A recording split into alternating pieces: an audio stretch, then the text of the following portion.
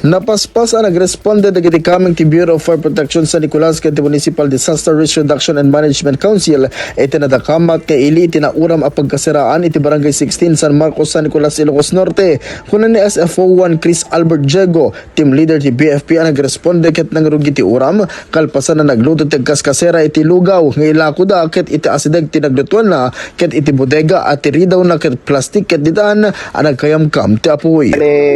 Nagluto ni Ma'am Irene ngem iti lugaw ngem di nagpestuan ngamin di dalikan na ket asideg yan iti ridaw ti storage room ket DJ nga klase ridaw ket iti plastic nga kasla kuma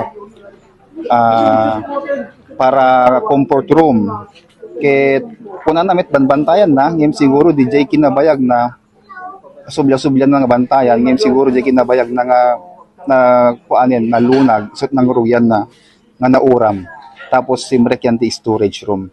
Basar tinakakita ti uram ani Mr. John Cesar Barangay ket tumakdakal ti uram itin anapan na sinabsiban ti apoy. Kaya banti bagot ko mapambangan sir katan kamutaan na kayat mangan may agawid iso nga nagawid ang mesa nakita ko nga ti ubing ag may agparayat nga tulong-tulong ko na mapupurang gamit ti pagbutuanan iso nga titaray ko nga nagbukaw di ti karo bakon nakatuka ka oram na ti balayin.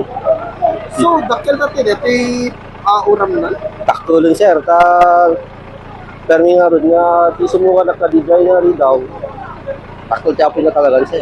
so na tinabram na tayo Nangalak na rin na parang dagus ano sir. sigala Ti damdamo nanti matarantana ko adu daw may katay sir. Kabayatan na balakan ti BFP akasapulan ko mga ititunggal pagtaingan ket maadanda ti fire extinguisher tapno alisto ang masabsiban ti apoy wenno uram. Kayag lalo kadigiti babbaro nga kapatak nga balay require mi talaga kanyada nagkaroon iti smoke detector pa ken fire extinguisher iso nga may advice mi no adda kuana no mabalbalin digiti babbalay adda kamamit lang talaga nga fire extinguishers.